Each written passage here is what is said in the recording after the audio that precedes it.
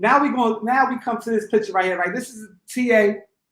TA was a decorated, Terror Squad affiliate member. I don't know if he was a part of the street crew, but the record label. Like he was part of the Terror Squad, moving around with Fat Joe.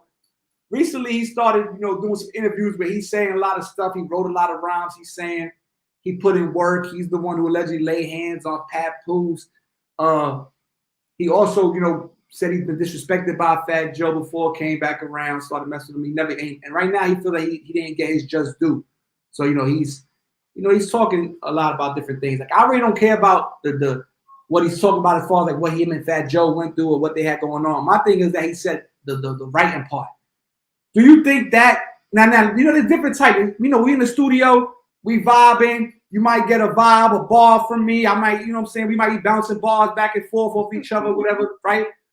Or I'm taking a pen to a pad and writing your rhymes for you. Which one you think is more? That's not the first time I heard that. Heard what? Like about with Joe. That's not the first time. I heard that when we was going to the V, dog. I'm gonna be real with you. That somebody writing for Joe. Yeah, somebody was writing for Joe then. Like I mean, there's a lot of people been writing for Joe. He not the only one. Like Pun was writing for Joe. Come on, man. Let's keep it real. Like let's think about this, bro. Now some flows elevate over time. We gonna go. Now I bought Flo Joe album. Then I bought the album that he had with what's the Jealous One's Envy. So who wrote I Wanna Live My Life Now? Never seen it crack. That one he spit kind of crazy pause on that track. That was like around the 50 Cent beef and all. That's one track I remember that I'm like, damn, who wrote this? Like, feel me? He was going a little crazy on that. I remember I took like me and my other co-defendant. We used to go to this girl crib who was on Love and Hip Hop, early beginnings of Love and Hip Hop.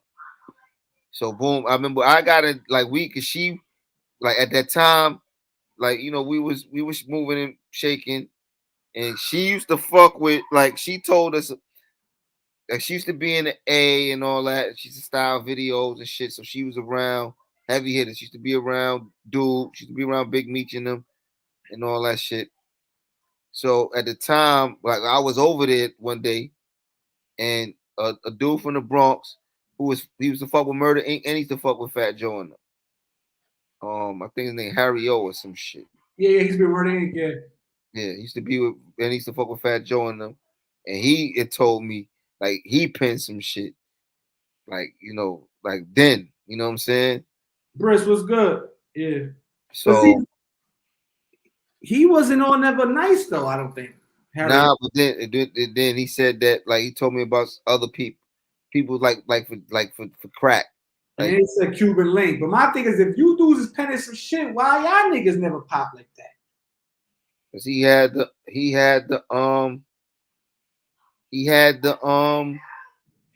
gotta say like he was down with digging in the crates, but like his flow then was the same type of flow of that particular era. The people that were in digging the crates that really stood out was like Big L and Lord Finesse. You know what I'm saying? Diamond D was a producer. He would rap too, but like and then Joe was just the hard shit. But like the best song that Joe had with his original, like his flow, was to me was with the song that everybody knew in town, that Joe and Tone, that shit locked down. What was that? What was on? This is going out. Down with the real, some shit, the real, whatever. Mm-hmm. Like like look at how this flow metamorph from that to Live My Lifestyle. Yeah, that's what I'm saying. So you don't think people rappers can get better? I mean, some do, because we look at Capo. You know what I'm saying? But a lot of these people that we look at Capo got better. You know what I'm saying? Like I'm gonna be real with you. When the Locks first came out, like I thought Sheik was that dude. You know what I'm saying? Sheik was closing, but then like over time, like the Raspy Kiss began to outshine. I mean, Then it became Kiss and Styles, but then Kiss just took it to a whole nother level.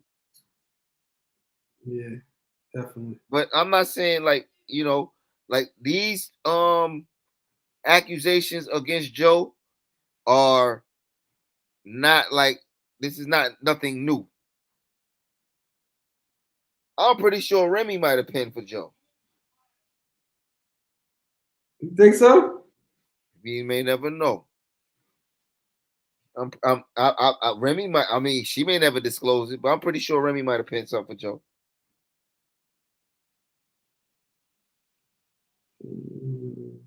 That's Remy crazy. got balls. Don't think Remy got balls, my nigga. Yeah, that's a fact. Shit is real. That's the song. This is going out. Now go listen to Shit Is Real, right? And then he had a hiatus in between that album and then his next one dropping.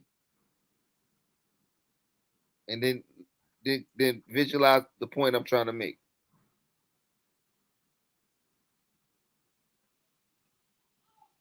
Okay.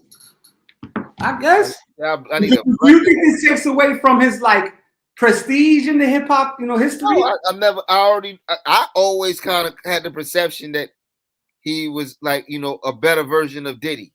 Because he does have the potential to write his own shit, but maybe not like the punchline, slick talk shit. You know what I'm saying? He got some shit in there, but he's definitely had help. That's all I'm gonna say. He's definitely had help. So I don't look at him in the same like ilks of a like a Hove. You know what I'm saying? He got some hits though, but like lyrically and shit, yeah. Like he's not in the lane with Big, Hove, Nas. You know what I'm saying? Ghostface. But he got hit songs though. He definitely got hits. But lyrically, no. But he got Lean Back and all that. He got those songs is hits. He got hit songs. Crack, crack, crack, crack. You know what I'm saying? Like, does he got a quotable? Harlem niggas sound like they don't have no quotable. They got quotable hooks. And they didn't have to play to win the championship. Or we ain't gonna talk about the Rucker. He got a couple choice niggas, remember? But I'm talking about quotable where you can rap the whole fucking verse. Like I remember, I don't give a fuck about your thoughts of happenings. I'm from the Bronx, New York. Like after niggas in it got a scar on their face. That one. It's a cold world and this is ice. Yeah, come on, don't sleep on Joe. New York. This is life. He was on New York with Kiss and John. John Blaze. Why you think motherfuckers called me Cook Coke? Should have been strong on robbery. You think somebody wrote that for him? Grand Lawson. You think somebody wrote that for him? That's the question that's up for debate now. Game out the game on some FloJo shit with the logo kid. But when you see somebody this close to him, right? Look how close the dude TA is. It's a joke. Do you respect it? Do you respect these stories coming out from somebody that close, or does it make it more believable when it's somebody that close? The new Clem. That's what you think. You think like that too? You believe that? That's what they saying. Somebody said it in the chat. TA the new Clem. How close was he? I mean, this is actual real picture. Yeah, they on stage rocking out. So now maybe he was in the studio. Was TA a hype man too for Joe? That's what he's doing right there. It looked like.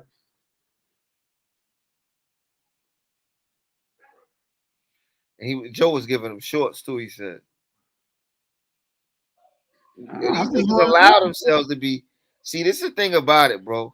They get disillusioned by these niggas with money, and they allow themselves to belittle themselves and not be beholden to what the promise of something, rather than putting their shit to their own task and doing their shit on their own. Like fuck it. But he not lit. He got the good chain on. He on stage with the star. I'm putting you in position. Bitches probably lit after the show. Some niggas, that's all they want. A good chain and some bitches. They don't even care about the bread They like ain't looking down the line. They ain't looking. They ain't looking in the future. Yeah, that's 10 years, 20 years down the line. They like get a wake-up call like, oh shit. Think about the dudes that's not on the stage that's along for the ride.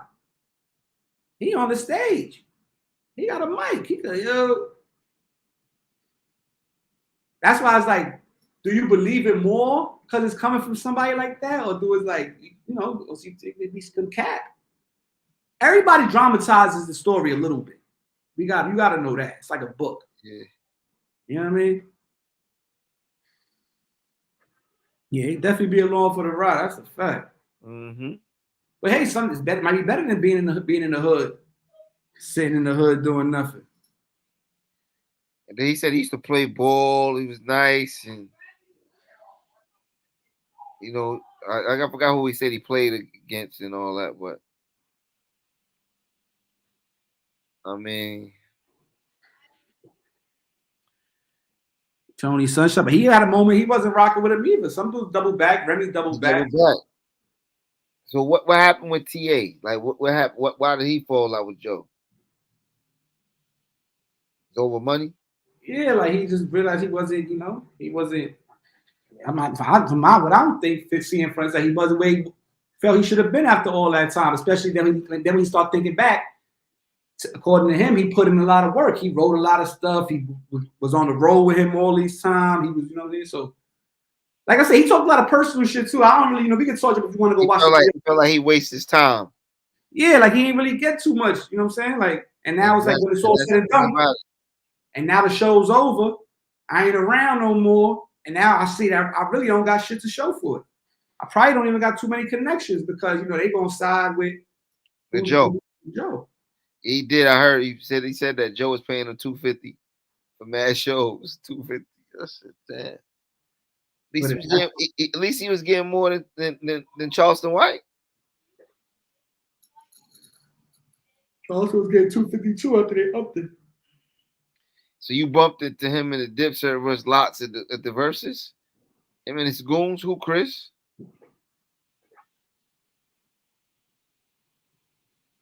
Say he stopped getting no per diem. They said it was asking other dudes on tour about per diem and shit. Like, yo, y'all getting per diem?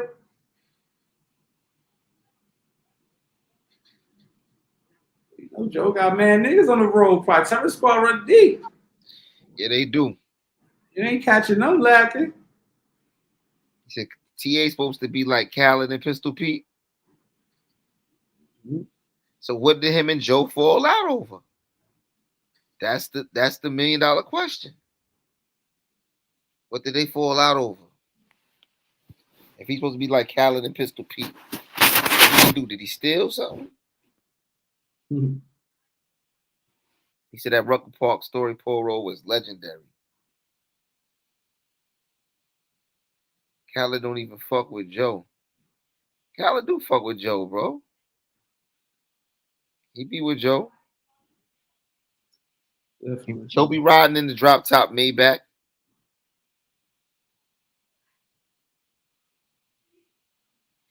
Khaled got a TS chain, a Rock Nation chain, and a We the Best chain.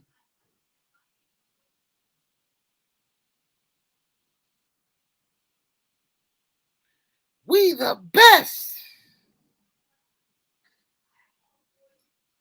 He's still TS, but they have their issues.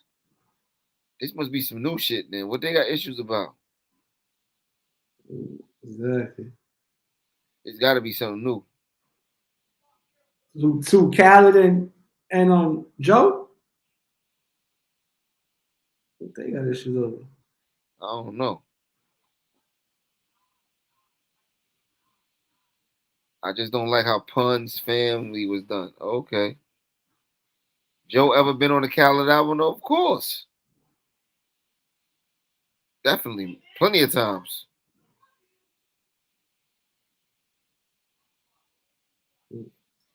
Go to Panda Chop YouTube. All Panda Chop YouTube is about Fat Joe.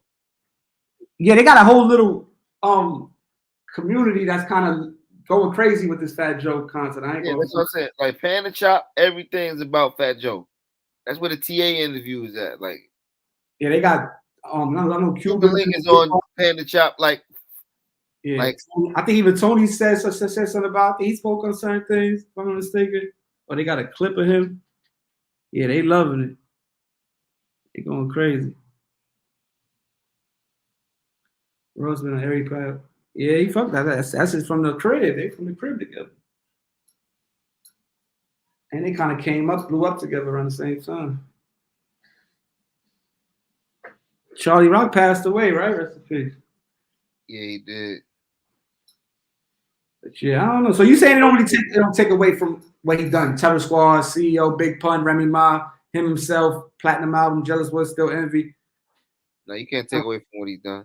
He's still Fat Joe. So there, so this is like like I said, I was bumping Flo Joe. This might be a situation with a dog barking at the moon. Then it might be a dog barking at the moon situation. Like it's only way TA. How did TA don't got no reference track? Oh, he was in the studio writing for Joe. Probably. Mm-hmm. Where's his receipts at, man? For that, man. Where's his receipts? Was he? I mean, you always talk about like Joe be called like he fall back from Joe. But Joe used to call like yo TA come back, yo, da da da. You know what I'm saying?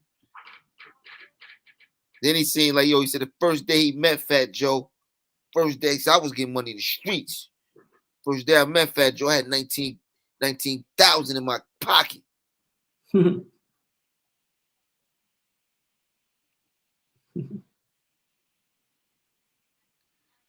See, we get money from hustling and playing ball. Cause he said that first day too, he got a some shit. He had 19,000 in his pocket, and like he had met Pistol Pete first for playing basketball. Yeah. He talk about some shit. He talk about the Pat fight. Yeah. He's like he talk about when he wanted to snuff 50 on a plane, but Joe told him not to. Wow, Bronx niggas. So he's the New York Clem. That's what they saying. Yeah, that's what they're saying. Clem and why? Damn, this like a new lane right now. It's always been a lane, but it's like heating back up. You a wild boy. You said this is a new lane, being the Clem. The Clems is coming out. The Clems are coming out. That's a fact. Clems is coming out. It look like they just ready like fuck it. Signs now or never, man. This shit could be over any day. You said the Clems is coming out, huh? Fuck it. I wonder. All right, so boy, that'd be like, who would be Jay-Z's Clem? Well, he had the whole state prop at one time, but it would have to be somebody like close, like a Ty. That would never happen. So, you know what I mean? That would be like somebody that was around him from back in the disgruntled. Yeah. Maybe Little Hove. Now just messing with. Have you Yeah. heard anything about Little Hove? I haven't heard Little Hove in a minute. I gotta check. I gotta put his name in the search engine.